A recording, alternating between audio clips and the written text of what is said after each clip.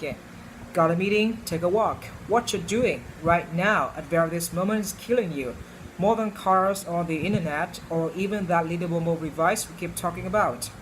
The technology you're using the most almost every day is this, the tush.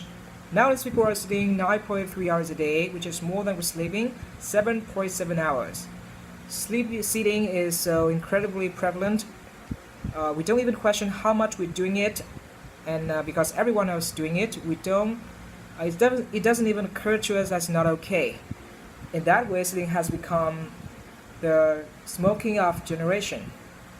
And of course, has had consequences to this, scary ones beside the waste. Things like breast cancer or colon cancer are directly tied to our lack of physical activity. 10% effect on both of those. 6% for heart disease, 7% for type 2 diabetes, which is what my father died of. Now, any of those stars should convince each of us to get off our diet more. But if you're anything like me, you won't. What did get me moving was a social interaction. Someone invited me into a meeting but couldn't manage to fit me into a regular sort of conference meeting and said, I have to walk my dogs tomorrow. Could you come then? It seems kind of odd to do, and actually, that first meeting, I was the one to ask. I remember thinking I was the one to ask the next question, and because I knew I was going to half and half during this conversation, so I've taken that idea and made it my own.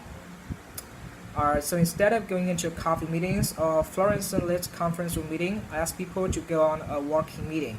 So 220 to 30 miles a week changed my life. But before that actually happened was I used to think about it as you could take care of your health or you could take care of your obligation, and one always came at the cost of the other. So now, several hundred of these walking meetings later, I've learned a few things. First, there is this amazing things that actually getting out of the box, that leads out of the box thinking. Whether it's the nature or the exercise itself, it certainly works.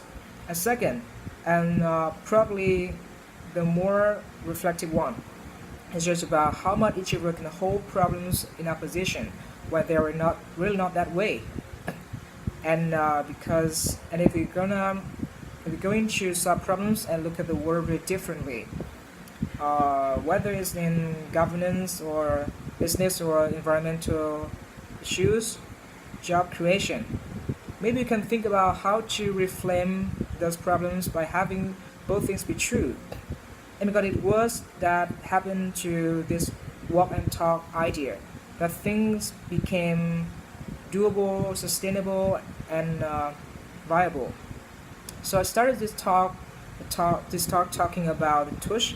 So I end with the idea, with the bottom line, which is walk and talk, walk the talk, and you'll be surprised at how fresh air drives fresh thinking.